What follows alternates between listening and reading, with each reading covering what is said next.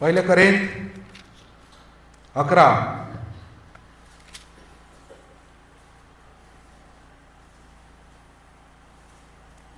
27 ते 32 मी वाचतो.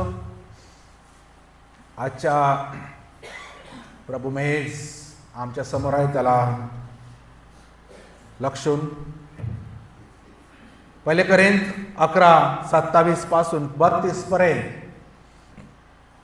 म्हणून जो कोणी अयोग्य प्रकारे भाकर खाईल अथवा प्रभूचा प्याला पिईल तो प्रभूचे शरीर व रक्त या संबंधाने दोषी ठरेल.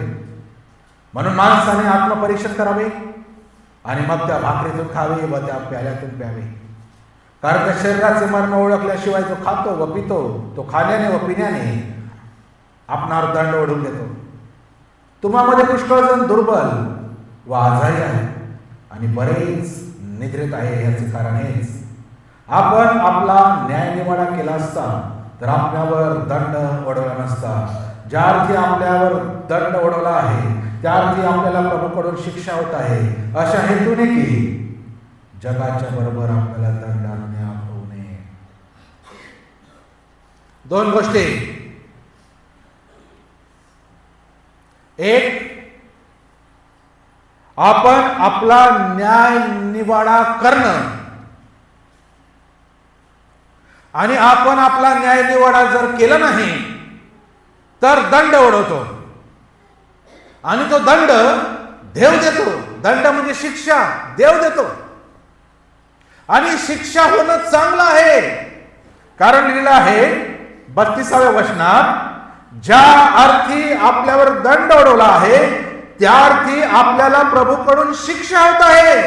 आणि ही शिक्षा का होत आहे? ह्या हेतूने की जगाबरोबर आपला दंड होऊ नये. हा दंड परवडला, ही शिक्षा आज परवडली, जेव्हा ती भयंकर शिक्षा होणार आहे. नरकात टाकण्याजोगी शिक्षा होणार आहे, ती परवडणार नाही जगाबरोबर जेव्हा न्याय होईल. म्हणून आता जर प्रभू आम्हाला शिक्षा करत आहे, डिसिप्लिन मध्ये आणत आहे, शिस्तीत आणत आहे, अयोग्य प्रकारे आम्ही जे करतो, आत्मपरीक्षण न करता आम्ही जे करतो, नीट न ओळखता आम्ही जे करतो, आम्ही आमचा न्याय निवाडा करत नाही, आम्ही दंड ओढवतो, आम्ही शिक्षा ओढून घेतो. पापाच्या दुःखामुळे होणारी शिक्षा सर्वात मानवासाठी दुःखदायक आहे. आणि पापाच्या दोषापासून मुक्त होणं, मोकळीक मिळणं सर्वात मोठी मोकळीक आहे. परत एकदा सांगतो, पापामुळे होणारी शिक्षा मानवासाठी, देवाकडून होणारी शिक्षा मानवासाठी भयंकर दुःखदायी आहे. आम्हाला संकटातून, पीडातून, आजारातून, सगळ्या गोष्टीतून देव मुद्दामून चालवतो, कारण आम्ही अयोग्य प्रमाणे रीतीने वागलेले आहोत, त्याच्या इच्छेविरुद्ध वागतो, आम्ही पापात राहतो, क्षमा करत नाही, मनापासून करत नाही, पापांची कबुली देत नाही, आणि म्हणून देव आमच्यावर दंड आणतो. तरी परवडला. जेव्हा येशू तिसऱ्यांदा येईल, राजासनावर बसेल, शेरडेन मेंढरे वेगळे करल, ती शिक्षा परवडायची नाही.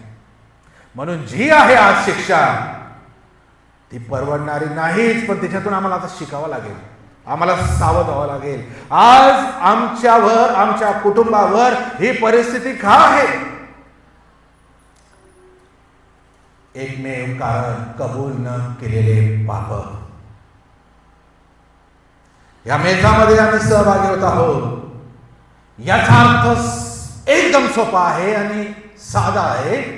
आम्ही आमची पाप कबूल केली आहे म्हणून इथे सहभागी आहोत. पाप कबूल न करता आम्ही 2 रविवार पाहिल्या क्षमेविषयी. जर आम्ही ह्यातून खातो, ह्यातून पितो, आमच्या खाण्याने, आमच्या पिण्याने आम्ही स्वतःवर दंड ओढवतो. आणि तो दंड किती भारी आहे.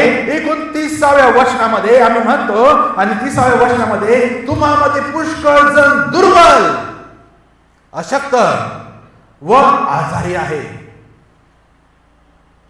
बरेच निद्रेत आहे. ह्याच कारण हेच आजार, दुःख, दुर्बलता, अशक्तपणा आणि वेळेआधी निघून जाणं, ह्या सर्वांचं कारण हे आहे आम्ही आमची पातकं कबूल केलेली नाही. मग येशू म्हणतो, तुमच्या पातकांसाठीच मी रक्त सांडवलं आणि त्याची आठवण करून मी त्या प्याल्यातून पितो, परंतु मी पाप कबूल करत नाही. हा कसा काय दुटप्पीपणा चालेल? हा दुटप्पीपणा चालणार नाही. उलट हा दुटप्पीपणा आम्हाला भवेल, आम्हाला इतक्या महागात पडेल. वेळ प्रसंगी आम्हाला जगातून देखील देव काढून गेलो, इतका महागात पडेल. आणि हे सोपं नाही, हे सोपं नाही. सर्वच आजार ह्याच्यामुळे आहे असं मी सांगत नाही. काही नैसर्गिक आजार देखील असतात, पण देवाचं वचन सांगतं यामुळेच देव आजार देतो, दुर्बलता देतो. दुर्बलता सर्व क्षेत्रात, आर्थिक, मानसिक, शारीरिक देव देतो. ख्रिस्ती लोकांना देव देतो. ज्या देवाकडे आम्ही प्रार्थना करतो आम्हाला आरोग्य दे, ज्या देवाकडे आम्ही प्रार्थना करतो आम्हाला आशीर्वाद दे, ज्या देवाकडे आम्ही प्रार्थना करतो मला ज्या ह्या गोष्टी आम्हाला दे, तो देव तर देत नाही, उलट त्याच्या विरुद्ध गोष्टी करतो. या सर्वांचा दोष हा देवावर नाही, तर त्याने आगाऊ सांगितलेला आहे आम्हाला इथे.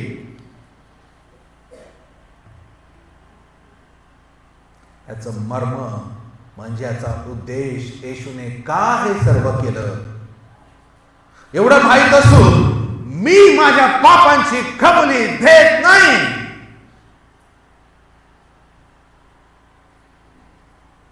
स्तोत्र 32. पापाची कबुली देण्यामध्ये असलेलं खास सत्य आज आम्ही पाहणार आहोत. मला माहिती नाही हे स्तोत्र ऐकण्याची एखाद्या वेळेस कित्येकांची शेवटची वेळ असू शकते.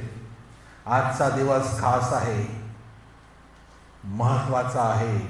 जे 2 मागील आठवड्यात आम्ही पाहिलं क्षमेविषयी, त्याचा 3रा भाग आहे.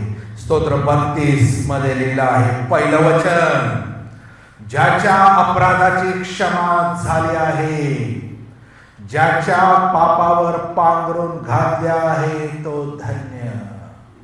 हा जो धन्य शब्द आहे इंग्रजी भाषांतरात लिहिला आहे ब्लेसेड, म्हणजे आशीर्वादित आहे. कोण आशीर्वादित आहे? कोणासाठी आशीर्वाद आहे? देव कोणाला आशीर्वाद देतो? ज्याच्या अपराधांची क्षमा झाली आहे, ज्याच्या पापावर पांघरून घातलं आहे तो धन्य आहे. ज्या लोकांची क्षमा झाली तो धन्य. जितका वेळ आम्ही आमची पाप झाकतो, जितका वेळ आम्ही आमच्या अपराधांची क्षमा मागत नाही, तितका वेळ देव आमच्या अपराधांची क्षमा करणार नाही. पण जेव्हा आम्ही आमची पाप कबूल करतो, आम्ही पश्चाताप करतो, तेव्हा प्रभू देव आमची पाप धुतो आणि निरंतरची नेहमीसाठी क्षमा करून देतो. एवढं सोपं आहे. तरी मनुष्य इतका हट्टी आहे, तो कबूल करायला तयार नाही. एदेन बागेत आम्ही पाहिलं, कबूल केलं नाही. शिक्षा भोगली पण कबूल केलं नाही. त्याला शिक्षा परवडली त्याच्या इगोपेक्षा, त्याला दुःख परवडलं पण त्याला वाटलं मी जर बोललो तर मी कमीपणा मला घ्यावा लागेल.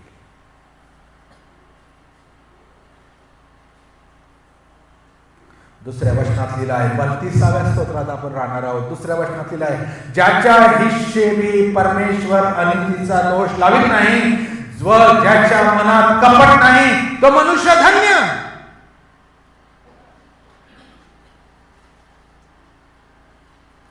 ज्याला परमेश्वर त्याच्या अनितीविषयी दोष लावत नाही, आणि सर्वात महत्वाची गोष्ट, ज्याच्या मनात कपट नाही तो धन्य. कपट नाही,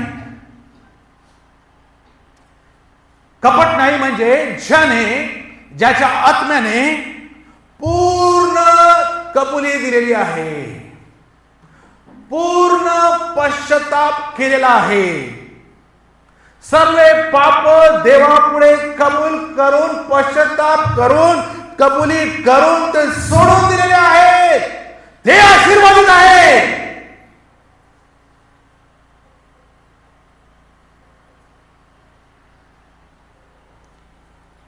जी व्यक्ती पाप कबूल करत नाही ती कपटी आहे. त्यांच्या मनात कपट आहे आणि म्हणून पाप कबूल केले जात नाही. हा सरळ सोपा हिशोब आहे. जर मला माझी आत्मिक स्थिती जाणायची असेल, का मी कपटी आहे प्रश्नचिन्ह तिथे आहे, तर त्याचं उत्तर आहे, जर मी माझी पाप अपराध कबूल केली नसतील तर मी कपटी आहे, आणि जर मी कपटी आहे मी कबूल करू शकत नाही. 3 प्रकारची लोक आहेत. 3. एक, काही लोक कबूल करतात पण अर्ध्या मनाने करतात. दुसऱ्या प्रकारातील लोक आहे,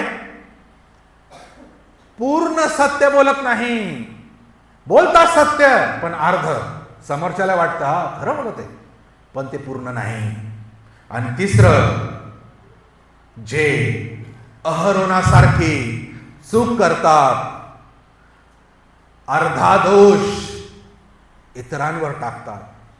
म्हणजे अर्धाच दोष मी स्वीकारतो आणि अर्धा दोष मी समोरच्याला टाकतो. हो तेव्हा मी चुकलो पण त्याने मला हे करायला लागलं.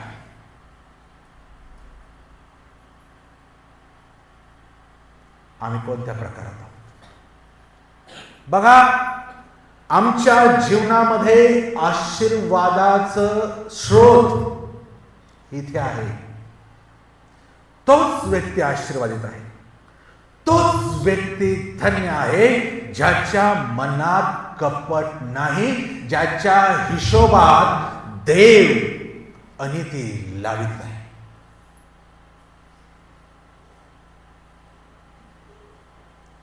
जर ख्रिस्ती लोकांनी ही गोष्ट समजली ना,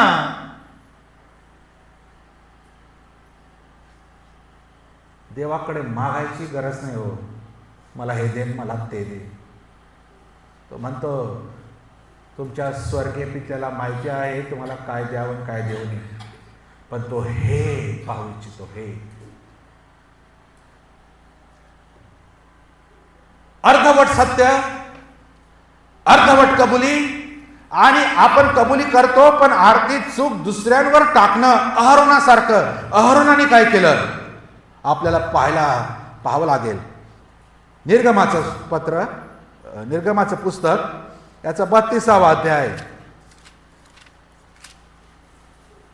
आणि त्याची 1 ते 6 वचनं नीट लक्ष द्या. आपल्या पवित्र शास्त्र असेल ते उघडा. निर्गम 32 1 ते 6. परमेश्वराने मोशे बरोबर सिनाय पर्वतावर हे सर्व भाषण केल्यावर आपल्या बोटाने लिहिलेले पाषाणाचे 2 साक्ष्यपट त्याला दिले. मोशेला पर्वतावरून उतरण्यास विलंब लागला असे लोकांनी पाहिले, तेव्हा ते अहरोना भोवती जमून त्याला म्हणाले, उठ, आमच्या पुढे चालतील असे देव आमच्यासाठी बनेल, कारण आम्हाला मिस्र देशातून बाहेर आणणारा मनुष्य मोशे त्याचे काय झाले आम्हाला कळत नाही. तेव्हा अहरोनाने त्यास सांगितले की तुमच्या स्त्रिया, पुत्र व कन्या यांच्या कानातली सोन्यातली कुंडले काढून माझ्याकडे आणा. मग सर्व लोकांनी आपल्या कानातील सोन्याची कुंडले काढून अहरोनाकडे आणली. त्याने ती त्यांच्या हातून घेऊन त्याचे एक वासरू ओतून त्यास कोरणीने कोरले.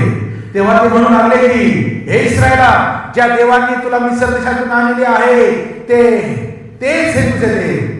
हे पाहून अहरोनाने त्याच्या पुढे एक वेदी बांधली आणि असे जाहीर केले की उद्या परमेश्वराप्रित्यर्थ उत्सव करायचा. म्हणून दुसऱ्या दिवशी लोकांनी पहाटे उठून होमार्पणे अर्पिली आणि शांतार्पणे अर्पिली. मग ते खाव्या प्यावायला बसले आणि मग उठून खेळू लागले. अर्धवट कबुली, अर्ध सत्य, चूक कबूल करणे पण अर्ध दुसऱ्यांवर लोटणे. जेव्हा मोशेला उशीर लागला असं त्यांना दिसलं तेव्हा लोक अहरोनाकडे आले. अहरोन कोण होता? आरोन कोण आहे माहिती आपल्याला? काय त्याच्याकडे गेले असते? अहरोन मोशेचा मोठा भाऊ होता, याजक होता. म्हणून ते अहरोनाकडे गेले. ती परिस्थिती आपल्या डोळ्यापुढे आणा. अहरोन एवढे लोक त्याच्याकडे प्रेशर टाकत आहे. अरे 40 दिवस होऊन गेले, आम्हाला माहिती नाही अजून किती दिवस लागेल, वर्ष लागेल, तो मेला आहे का मेला आम्हाला माहिती नाही. मोशे आता आमच्या समोर चालतील असे देव बनव. याच्याविषयी मी बोललो आहे म्हणून त्या गोष्टी मी बोलत नाही पुढे, पण मी अहरोनाचं बोलतो त्याची चूक. अहरोनाने काय केलं दुसऱ्या वचनात? तेव्हा अहरोनाने त्यास सांगितले की तुमच्या स्त्रिया, पुत्र व कन्या यांच्या कानातली सोन्याची कुंडले काढून माझ्याकडे आणा. अरे आता बोलू शकत नाही मी इथे, पण आपण विचार केला त्यांनी सांगायला पाहिजे तुम्ही काय मूर्ख झाले? ठीक आहे, त्याला उशीर लागत आहे माझ्या भावाला यायला, याचा अर्थ असा नाही ना की तुम्ही दुसरे देव आणावे. याचा अर्थ असा नाही ना तुम्ही अन्य देवाची पूजा अर्चना करावी. हा ऐकतो, हा लोकांच्या दबावाला बळी पडतो आणि लगेच म्हणतो. तेव्हा त्यांचं बोलणं संपलं, काय झाले आम्हाला कळत नाही. पहिल्या वर्षात दुसऱ्या वर्षात लगेच करतो. तेव्हा अहरोनाने त्यात सांगितलं की त्याने लगेच सांगितले तुमच्या स्त्रिया, तुमचे मुले, तुमच्या कन्या ह्यांच्या कुठले कानातले सोन्याची कुंडले काढून माझ्याकडे आणा. चौथ्या वचनामध्ये काय केलं त्याने ते त्यांच्या हातून घेऊन त्याचे एक वासरू ओतून त्यास कोरणीने कोरले. हे कोणी केलं? अहरोनाने केलं. लोकांनी डिमांड केली, लोकांनी साहित्य दिलं, पण अग्नीमध्ये सोनं टाकून ते मोल्ड मध्ये ते वासरू, ते सोन्याचं पाणी जे आहे द्रव्य ओतून आणि ते निघाल्यावर त्याला कोरणीने आकार कोणी दिले? अहरोनाने दिले. काय गंभीर पाप आहे. लोकांचा प्रेशर झेलत आहे आणि दुसऱ्या बाजूने एक लीडर झुकत आहे, त्यांच्या म्हणण्याप्रमाणे करत आहे, जबाब ओरडत आहे. हा त्यांच्या पुढे झुकत आहे, त्याला सत्य माहिती आहे, पण हा झुकत आहे, हा त्यांच्या म्हणण्याप्रमाणे करत आहे. जेव्हा अधिक लोक एकत्र येऊन एखादी गोष्ट सांगतात ती बरोबरच आहे असं होत नाही. पुष्कळदा सत्य एकटंच असतं. लोकांच्या जमावापुढे आम्हाला झुकायचं नाही. हजारो येऊ, लाखो येऊ, पण आम्हाला जेव्हा सत्य माहिती आहे, सत्यासाठी एकटा असेल तर एकटा उभा राहिला. इतिहास झुकतो, याजक झुकतो, शर्मेची गोष्ट आहे. वरून ते वासरू बनवतो आणि वरून त्याला कोरणीने खोडतो आणि 5व्या वचनात लिहिलं आहे, हे पाहून अहोराने त्याच्या पुढे एक वेदी बांधली, त्या वासरासाठी वेदी बांधली आणि जाहीर केलं, वरून जाहीर केलं, उद्या परमेश्वराप्रित्यर्थ उत्सव करायचा. हा परमेश्वर झाला होता. लोक म्हणतात ह्यानी आम्हाला मिस्रातून सोडवलं. 6व्या वचनात दुसऱ्या दिवशी, लक्ष द्या, 6वं वचन, दुसऱ्या दिवशी लोकांनी पहाटे उठून, वा, टाळ्या वाजवायला पाहिजे. हे पहाटे सुटले त्याच्यासाठी, देवासाठी उठत नाही.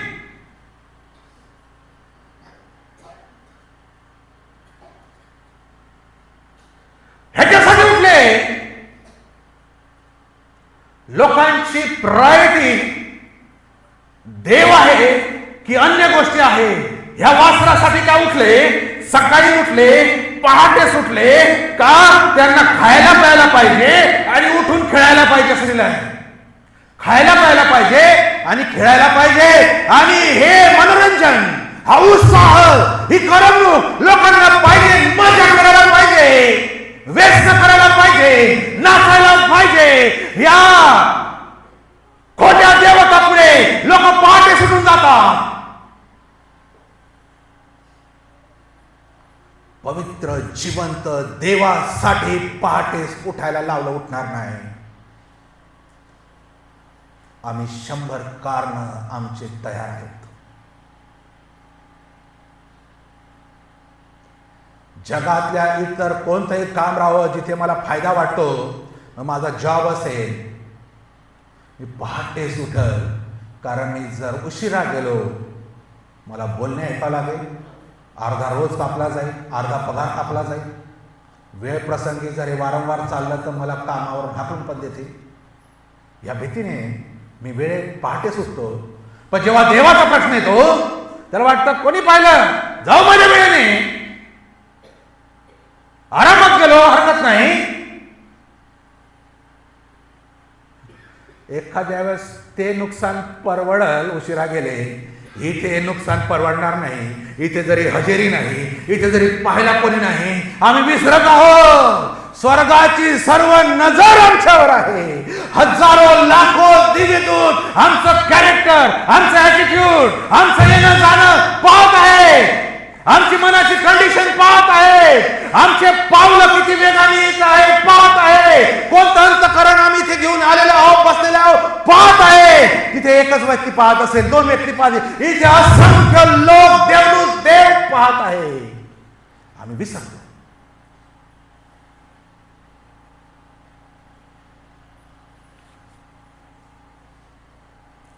अहरोनाने ते वासरू कोरणीने कोरडं.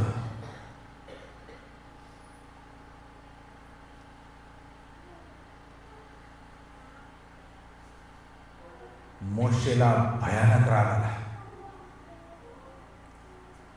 मोशेला भयंकर राग आला. त्याने काय केलं आम्हाला माहिती. 3000 लोक मारून टाकली, कापून टाकली, कापून. त्या वासराचा कुटून कुटून चोर करून यांना ते पाणी प्यायला लावलं. एवढीच शिक्षाने त्यांना मारून टाकलं, दूर फेकून दिले. हो, 3000 लोक. 28 आणि 29 वचनात आपण वाचत पाहायला मिळेल. निर्गम 32 त्याच अध्याय. अहरोनाने कोरणीने कोरले.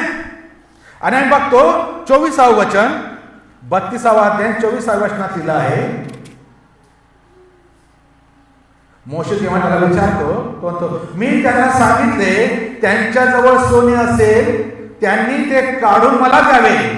बघा अहरोन काय उत्तर देतो मोशेला. मी त्यांना सांगितले त्यांच्याजवळ सोने असेल त्यांनी ते काढून मला द्यावे. त्याप्रमाणे त्यांनी ते मला दिले. ते मी अग्नीत टाकले, तो त्यातून ते वासरू निघाले.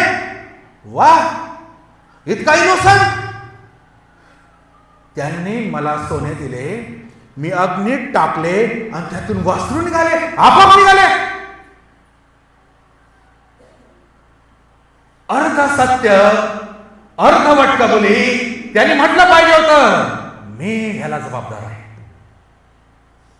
होय, माझी चूक आहे, पण तो लोकांवर चूक ढकलतो. मी ते फक्त अग्नीत टाकले आणि या अग्नीची चूक आहे, या अग्नीने ते वासरू काढून मला दिलं. वा, का आम्ही अशी गोष्ट करतो कधी? ह्याने अग्नीतून नुसतं काढलं नाही, आपण वाचलं, ह्याने ते ओतलं साच्यामध्ये आणि ते बाहेर काढून त्याला कोरणीने आकार दिला. म्हणजे कोरणीने त्याने डोळे बनवले असतील, कोरणीने नाक बनवलं असेल, कोरणीने कान बनवले असेल, कोरणीने त्या वासराचे अवयव त्याने कोरले, त्याला रंगार रूपाला आणलं. कोणी आणलं? कोणी आणलं? अहरोनाने आणलं. जर आम्ही पाप कबूल करत नाही, नीट ऐका, जर आम्ही पाप कबूल करत नाही किंवा अर्ध कबूल करतो, अर्धी कबुली देतो, याचा अर्थ असा आहे आम्ही कोरण्या घेऊन त्या पापाला कोरत आहोत, त्या पापाला आकार देत आहोत, त्या पापाला रंगरूपाला आणत आहोत, त्या पापाचे लाड पुरवत आहोत, त्या पापाला गोंजारत आहोत, त्या पापाला कुरवाळत आहोत.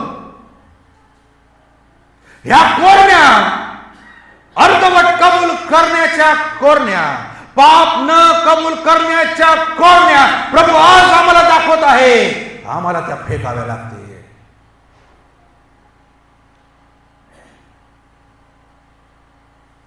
या कोरण्या घेऊन सांभाळून जर आम्ही ठेवल्या ना, एक दिवस कोणीतरी माझी पेटी गोरेल तिथे लावल्या.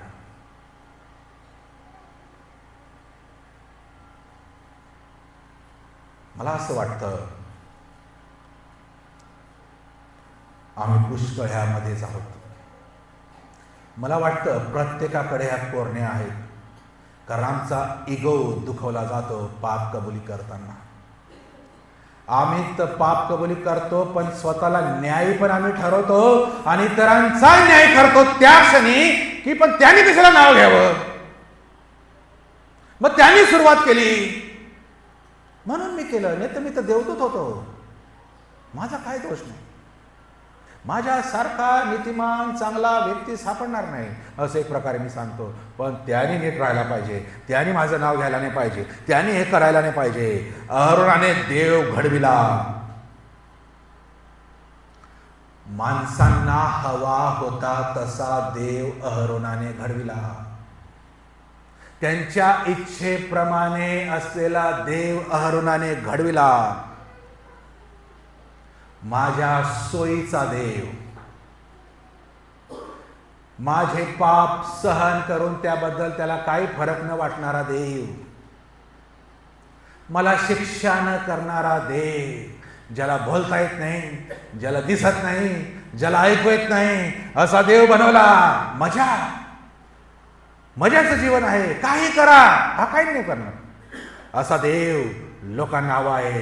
ख्रिस्ती लोकांनाही हवा आहे. मी माझ्या इच्छेने जगे, माझ्यावर अधिकार कोणाचा नको. कोणी माझ्यावर अधिकार गाजवू शकत नाही. कोणी मला सांगू नये हे कर किंवा ते कर, मला कोणी सांगू नये तू असं काच केलं. मी माझा निर्णय माझ्या इच्छेप्रमाणे मला वाटतं तसा मी घेईल, तसा मी जगेल. माझा कोणी हिशोब देऊ शकत नाही. याचा अर्थ मी माझ्यासाठी कोरणीने देव बनवून ठेवलेले आहेत. मी अग्नीत टाकलं आणि अग्नीतून वासरू बाहेर आलं.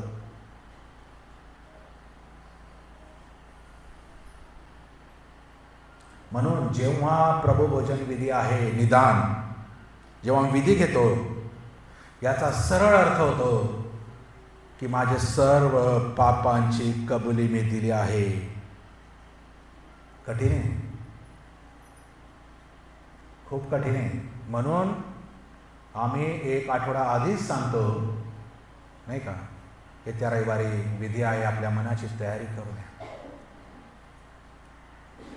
मी तर असे लोक डोळ्यांनी पाहिले त्या बाकड्यांवर विधीच्या आधी असलेले तंबाखूचे बोळे काढून बाजूला असे ठेवले, प्याला पिण्याच्या आधी पर्यंत. मी असे पाहिले, बाहेरचे पण पेले घेऊन आलेले धुंदीमध्ये आणि विधीसाठी आले. हे काही पार्टी, कोणी यायचं? मला सांगू द्या, खरंच सांगतो, वेळेआधी ते गेले. मी डोळ्यांनी पाहिले. कोणत्याही गोष्टीची गंमत चालत नाही. येशूच्या पवित्र शरीराचं दर्शक हा मेज, हा प्याला, ह्याच्याशी खेळ होऊ शकत नाही. जो प्रभू येशू ख्रिस्ताच्या रक्ताशी खेळ करतो, अवमान करतो, तो त्याचा बाप त्याचा हिशोब घेतल्याशिवाय राहणार नाही. सोपं नाही प्रियांनो. आणि म्हणून ख्रिस्तीपणा हाच आहे. आम्हाला तर इतकं भीती वाटली पाहिजे, हे प्रभूच्या मेजमध्ये आता मी जात आहे, याचा अर्थ आता माझ्या मनात कोणाविषयी कपट नाही, याचा अर्थ आता माझा कोणी शत्रू नाही, याचा अर्थ मी सगळी पाप माझी कबूल केलेली आहे. खरं तर ही संधी आहे स्वच्छ होऊन मग इथे येण्याची. काय झालं? अर्धवट पाप कबूल केल्यामुळे अहरोनावर देवाचा क्रोध भडकला. अनुवादाचं पुस्तक 9वा अध्याय आणि 20 आणि 21. अनुवाद 9, 20 आणि 21 मध्ये लिहिलं आहे, परमेश्वर अहरोनावर इतका रागावला होता की तो त्याचा नाश करणार होता. त्या प्रसंगी त्याच्यासाठीही मी प्रार्थना केली. मग तुमची पापकृती म्हणजे तुम्ही केलेले वासरू मी घेऊन अग्नीत जाळले, नंतर त्याचे फोडून तुकडे केले व कुटून धुळीसारखे बारीक चूर्ण केले व डोंगरावरून वाहणाऱ्या ओळ्यात फेकून दिले. देव अहरोनावर इतका रागावला की त्याचा तो नाश करणारच होता.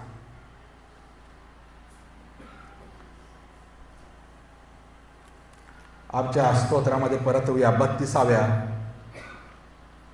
स्तोत्र 32,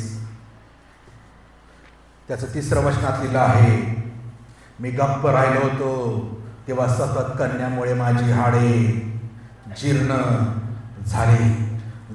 दाविदाचं स्तोत्र आहे. जोपर्यंत दाविदाने कबूल केली नाही, जोपर्यंत दावीद गप्प होता, म्हणजे कबूल करत नव्हता, तेव्हा त्याची हाडं जीर्ण झाली. हाडं तुटल्यासारख्या वेदना.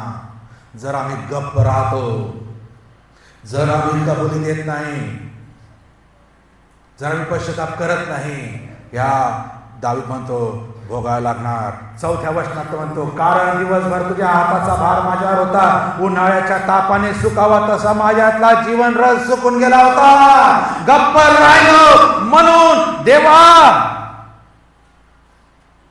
रात्री तुझ्या हाताचा भार आणि दिवसा उन्हाच्या तापाने सुकावा तसा माझ्यातला जीवन रस सुकून गेला. देवापासून रात्र दिवस शासन आहे, शासन आहे. जितक्या कालावधीपर्यंत आम्ही आमचे पाप लपवतो, तितक्या कालावधीपर्यंत देवाचा हात आमच्यावर राहतो. परवडत देवाचा जड भाऊ आमच्यावर पडेपर्यंत आम्ही वाट पाहू नये. देव आम्हाला दुर्बल बनवून, आम्हाला आजारात पाडून, संकटात पाडून आणि सगळ्या दुश्मन आमचे वैरी आमच्या सभोवताली उठून, आमच्या विरुद्ध उठून, आमची क्षती, आमची हानी मानसिक, आर्थिक, सामाजिक करून मग आम्ही देवाचा धावा करावा, मग आम्ही देवदेव करावं. यापेक्षा सुस्थिती आहे तवरच एखादा हुशार आहे, एखादा चतुर आहे, ज्याला देवाचं ज्ञान आहे, ज्याला देवाचा आत्मा चालवतो, तो लगेच विचार करतो. एवढ्या प्रक्रियेतून, कष्टदायी, वेदनादायी, दुःखदायी प्रक्रियेतून जाण्यापेक्षा आत्ताच जाऊ आणि डायरेक्ट सांगू आणि कबुली देऊ. कोणतं परवडल? कोणतं परवडल? 5व्या वचनात लिहिलंय, मी आपले पाप तुझ्याजवळ कबूल केले, मी आपल्या नीती लपवून ठेवली नाही, मी आपल्या अपराध परमेश्वराजवळ कबूल करेल असे मी म्हणालो, तेव्हा तुम्हाला माझ्या पाप दोषांपासून क्षमा केली. किती चांगली गोष्ट आहे. दावीद म्हणतो लगेच, मी माझे पाप तुझ्याजवळ कबूल केले. जेव्हा रात्री तुझा हात, दिवसा तुझा हात माझ्यावर पडला, तो म्हणतो मी माझे पाप तुझ्याजवळ कबूल केले, मी माझी अनती लपवून ठेवली नाही, माझे अपराध परमेश्वराजवळ कबूल करेन असे मी म्हणालो. अजून पाप नीट कबूल केले पण नाही, फक्त डिसिजन घेतला अंतःकरणामध्ये, असं मी म्हणालो, तेव्हा तुम्हाला माझ्या पाप दोषांची क्षमा केली. फुकट आहे, फुकट आहे. कबुली देणं गरजेचं आहे फक्त, पण आम्ही त्या गोष्टी करणार नाही. नाथान संदेश जेव्हा दाविदाकडे आला, त्याची पापं दाखवली, दाविदाने कबूल केली. हेच चांगलं होतं दाविदाने, कबूल केली. राजा असून कबूल केली.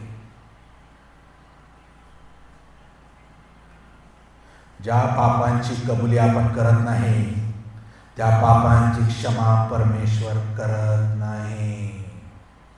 ख्रिस्ती लोकांसाठी टॅगलाय, ज्या पापांची कबुली एखादा व्यक्ती देत नाही, त्या पापांची क्षमा देव करत नाही. असे गृहीत धरू नका, माझ्या सर्व पापांची क्षमा झाली आहे. जोपर्यंत एक एक कबूल करत नाही, तोपर्यंत त्याची क्षमा होत नाही. मग किती वर्ष झालेले असू द्या, 30, 40, 50 वर्ष झालेले असू द्या, ज्या पापांची मी कबुली केलेली नाही, त्यांची क्षमा मुळात झालेली नाही. गंभीर विषय आहे. आम्ही चुकतो, पाप करतो आणि वरून कबुली पण देत नाही, वरून पश्चाताप करत नाही आणि गृहीत धरतो. आणि विचार करा, ती 20 आणि 30 वर्षापूर्वी केलेल्या पापांची कबुली मी जर आजपर्यंत दिली नसेल, तेवढ्या वर्षात देवाने किती आशीर्वाद माझे थांबवले, किती नुकसान माझं झालं एवढ्या वर्षानंतर. अजून समजलं नाही मला. जर मी तेव्हाच ते कबूल करून सोडून दिले असते, तर आज एखाद्या वेळेस माझी परिस्थिती वेगळी असते, आज माझ्या कुटुंबाची परिस्थिती वेगळी असते, आज माझ्या लेकरांचं भविष्य वेगळं असतं. याला जबाबदार मी केलं नाही आणि अजून पण करणार नाही. ह्याच्यापेक्षा वाईट आणि वाईटच होणार आहे.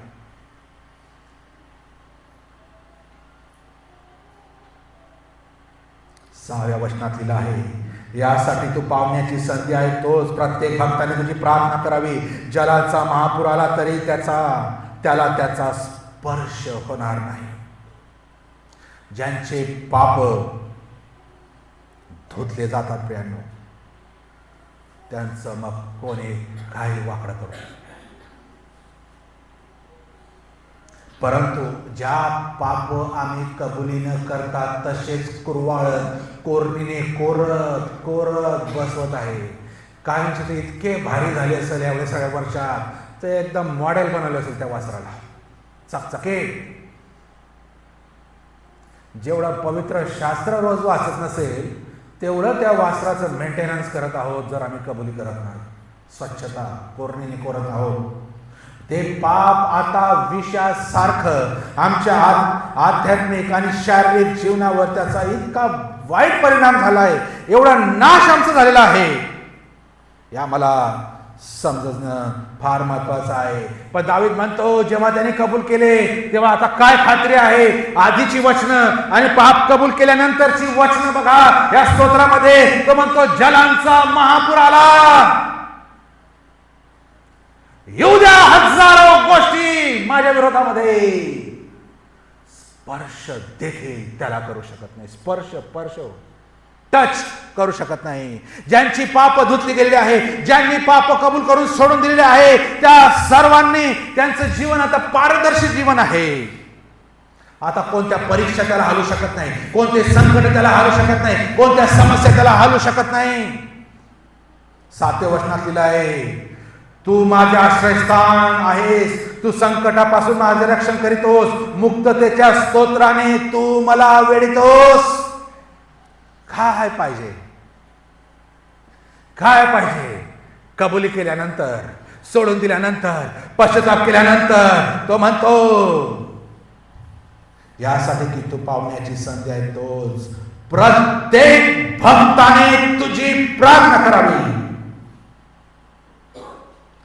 7व्या वचनात तू माझे आश्रयस्थान आहे, संकटापासून माझं रक्षण करशील, मुक्ततेच्या स्तोत्राने मला वेढशील. काय आहे प्रकार? आणि त्या वचनाच्या शेजारी काय लिहिलंय? आपण आपल्या पवित्र शास्त्रात असेल स्तोत्र 32:7 काय लिहिलंय शेवटी? मुक्ततेच्या स्तोत्राने मला वेढीशील. नंतर काय आहे? सेला. आम्ही दुर्लक्ष करतो पुष्कळदा गोष्टीकडे. दावीद राजाने हे स्तोत्र लिहिलं तेव्हा हा सेला पण महत्वाचा आहे. सेला म्हणजे थांबा, पुढे वाचू नका, अजून थांबा, विचार करा, पुढे जाण्याच्या आधी विचार करा. हे काय लिहिलेलं आहे? मुक्ततेच्या स्तोत्राने मला वेढीशील. देव त्याच्या स्तोत्राने, त्याच्या वचनाने मला वेढितो, मला आच्छादितो. यासाठी कोणते पूर, कोणते जलाशय मला डुबू शकत नाही, कोणत्या लाटा मला हालू शकत नाही, कोणता काळोख मला भिडू शकत नाही, कोणाची हिंमत नाही मला स्पर्श करेल, कारण त्या मुक्ततेच्या स्तोत्राने त्याने मला वेढलेलं आहे.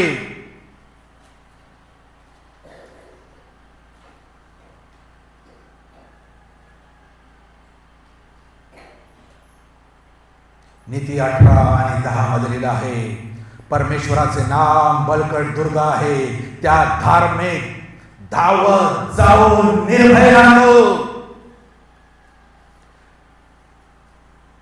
नीती 18:10 लिहिलं आहे, परमेश्वराचे नाव बळकट दुर्ग आहे, त्या धार्मिक धावत जाऊन निर्भय राहतो. इथे एक रहस्य आहे. धार्मिक कोण आहे? नीतिमान कोण आहे हो? हे पुष्कळदा प्रश्न पडतो. शास्त्रातील एक पण धार्मिक नाही, एक पण नीतिमान नाही. सर्वांनी पाप केले, देवाच्या गौरवाला अंतरले असलेलं आहे. पण इथे लिहिलं आहे धार्मिक. सलमान म्हणतो धार्मिक जे आहे ते धावतात. नीतिमान जे आहेत ते पळतात. कुठे? परमेश्वर नावाचा जो बळकट दुर्ग आहे त्याच्याकडे पळतात. थांबत नाही, चालत नाही, रेंगाळत नाही, त्यांची चाल मंद नाही, त्यांची चाल हळूवार नाही, ते धावतात. आणि जे धावतात देवाच्या दृष्टीने नीतिमान आणि धार्मिक कोण आहे? जे प्रार्थना करतात, खूप प्रार्थना करतात, जे खूप उपासना करतात, जे सत्कर्म करतात, ज्यांना देवाचं वचन तोंडीपट आहे, ज्यांनी बायबल कव्हर टू कव्हर 10, 20, 50 वाचलेले आहेत. कोण आहे धार्मिक? आमच्यापेक्षा सैतानाला चांगलं माहिती आहे देवाचं वचन. हे कोणी धार्मिक नाही. आमच्यापेक्षा शास्त्रीय परुषे इतके तंतोतंत धर्म पाळायचे ना. म्हणून येशू म्हणतो या शास्त्र्यांसारखी परुषांसारखी जोपर्यंत तुमची त्यांच्यापेक्षा जास्त धार्मिकता होत नाही तोवर स्वर्गाच्या राज्यात जाऊ शकणार नाही. ते इतके कटोकट पाळायचे. मग हे कोण आहे धार्मिक? ज्यांनी आपल्या सर्व पापांची कबुली दिली आहे. ज्यांना आणि ज्यांच्यावर देव आता अनितीचा दोष लावत नाही ते धार्मिक आहे.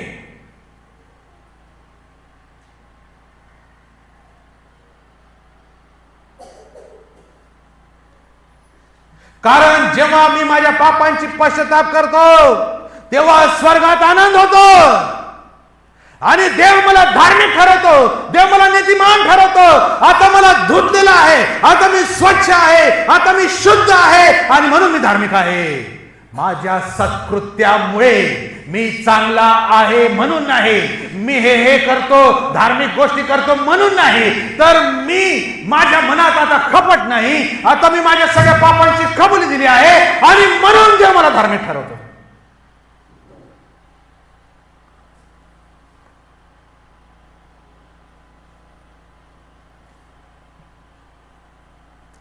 पाप कबुली करणं म्हणजे धार्मिकतेच्या मार्गावर धावणं. परत सांगतो, पाप कबुली करणं म्हणजे धार्मिकतेच्या मार्गावर धावणं वेगाने, देवाकडे लवकर लवकर येणं. पाप कबुली, पण स्वतःला धार्मिक स्वधार्मिक ठरवणारे, मनामध्ये कपट घेऊन मिरवणारे कितीही म्हटले ते धावत नाही, ते कुठेतरी थांबलेले आहे. त्यांचं काही होऊ शकत नाही. मग तो कितीही पापी व्यक्ती असला,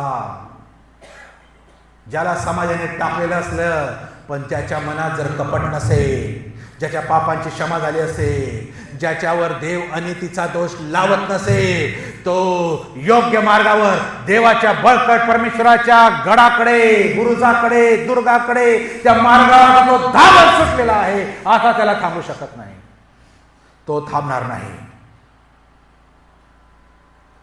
8 आणि 9 वचनात 32 मध्ये लिहिलं आहे, मी तुला बोध करेन, ज्या मार्गाने तुला गेले पाहिजे त्याचे शिक्षण तुला देईल. मी आपली दृष्टी तुझ्यावर ठेवून तुला बुद्धिवाद सांगेन. निर्बुद्ध घोडा किंवा खेचऱ्यासारखे होऊ नका.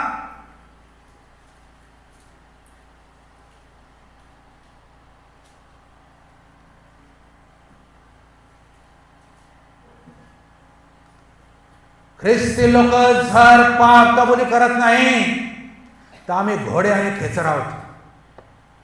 दावीद सांगतो, कारण त्यांना समज नसते, त्यांना योग्य दिशेने चालवायला ती ओढाळी लागते. बैला आता आपल्याला माहिती असेल ते चांगल्या रीती, ज्या दिशेने जायची ती दोरी ताणायची होतो तिथे वळतो. त्याला समजत नाही. त्याला हाकलणारा, त्याला चालविणारा तो ठरवतो ह्याने कुठे जायचं. चालणारा प्राणी ठरवत नाही, कारण त्याला तेवढी बुद्धी नाही. आणि ख्रिस्ती लोक, पाप कबूल करत नसलेले लोक, क्षमा न देणारे लोक हे गाढवासारखे, खेचरासारखे आणि घोड्यासारखे आहे, दावीद म्हणतो. मग देव त्यांना ओढाळी बांधतो, त्यांच्या नाकात व्यसन लावतो आणि त्यांना मग खेचत खेचत, म्हणजे परीक्षा आहे, संकट आहे, आजार आहे, खेच दोरी, इथे वळ, इथे वळ. तो म्हणतो नाही, मी तिथेच जाईल. परत दे मोठे आजार, इथे वळ. तो म्हणतो नाही, अजून थोडा चालेल. काय काय हट्टी घोडे आणि खेचर ऐकत नाही, उलट जे सांगतील त्यांना लाथा मारतात. पण देव म्हणतो नाही, ह्याला हाणायचंच आहे आपल्याला. त्या घोड्याला तशा पट्ट्या राहतात, लग्नातल्या घोड्याला नाही, तो इकडेही पाहू शकत नाही. सरळ त्याला पायाची बी त्याला सोय नाही बिचारायला. आजूबाजूला त्याला पाहायचं तर सरळच पाहावं लागेल. तशा पट्ट्या आम्हाला बांधावं लागेल, कारण आमच्या डोळ्यांवर आणि मेंदूचं नियंत्रण आता कनेक्शन नाही राहिलं. म्हणून देवाच्या वचनाच्या पट्ट्या लावावं लागेल, सरळ बघा. आणि ते व्यसन बांधून तो ओढणारा देव त्या लगाम आमच्या हातात देऊन आता ओढत आहे, इथे होणार आहे, इथे वळा. कारण तुम्ही बुद्धी वापरत नाही, तुम्ही कबुली करतच नाही, तुम्ही त्याच गोष्टी करतात ज्या मला आवडत नाही. दावीद म्हणतो ते कशासारखे आहे, घोड्यासारखे आहे आणि खेचरासारखे आहे. प्रियांनो, 6व्या वचनात दावीद म्हणतो की तू पावण्याची संधी आहे तोच. तू पावण्याची संधी आहे म्हणजे तिथे लिमिट आहे, सर्टन पिरियड ठेवलेला आहे, तोच तेवढ्या वेळेपर्यंतच प्रत्येक भक्ताने तुझी प्रार्थना करावी.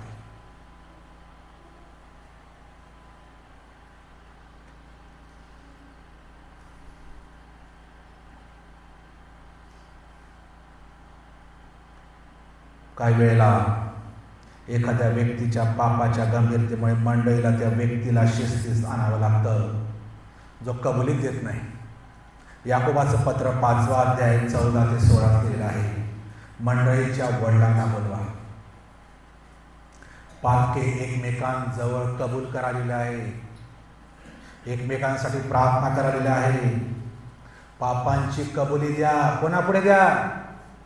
मंडळीच्या वडिलांकडे द्या असं लिहिलं आहे. वडील कोण? वडील वडील म्हणजे कोण? जे आध्यात्मिक रीतीने प्रौढ सेवक आहे. सेवक म्हणते मी, सेवक प्रौढ सेवक आहे, मॅच्युअर आहे. त्यांच्या पुढे आपल्याला कबुली द्यायला लावले. ते आपल्याला मदत करू शकतात, पण कबुली तर द्यावी लागेल. ही कंडिशन आहे, द्यावी लागेल, त्याशिवाय सुटका नाही. आपली पातके एकमेकांसमोर कबूल करा. जर मला देवाच्या शिक्षेपासून सुटका हवी असेल, कबूल करा. यहोशुआ 7 आणि 19 मध्ये जेव्हा आखानाने पाप केलं, तेव्हा यहोशुआ आखानाला म्हणाला, माझ्या मुला, इस्रायलाचा देव परमेश्वराला थोर मान, त्याच्या पुढे कबूल कर. तू काय केले ते आता मला सांग. माझ्यापासून काही लपवू नको. नीतिसूत्र 28 आणि 13 मध्ये लिहिलं आहे, जो आपला दोष झाकतो त्याचं बरं होत नाही, जो ते कबूल करून सोडून देतो त्यावर दया होते. जो झाकतो म्हणजे जो कबूल करत नाही, एका घोड्याप्रमाणे आणि एका गाढवाप्रमाणे, एका खेचराप्रमाणे त्याचं जीवन आहे.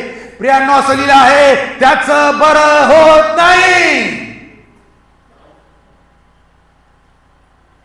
माझं आजवर बरं झालेलं नसेल, एखाद्या वेळेस हे तर कारण नाही, हे तर कारण नाही.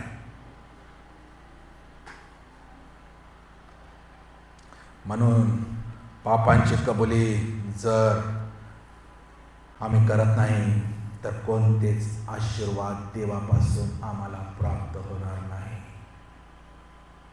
आम्ही धार्मिक ठरणारच नाही. आणि याउलट आशीर्वाद तर मिळणार नाही, याउलट आम्ही दंड ओढून घेतो.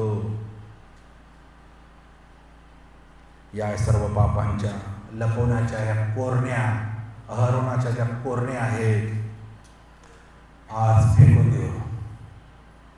आपली पाप रोज प्रभूकडे कबूल करू आणि खरं आशीर्वादित जीवन जगू. आपल्या जागेवर आपण उभं राहूया.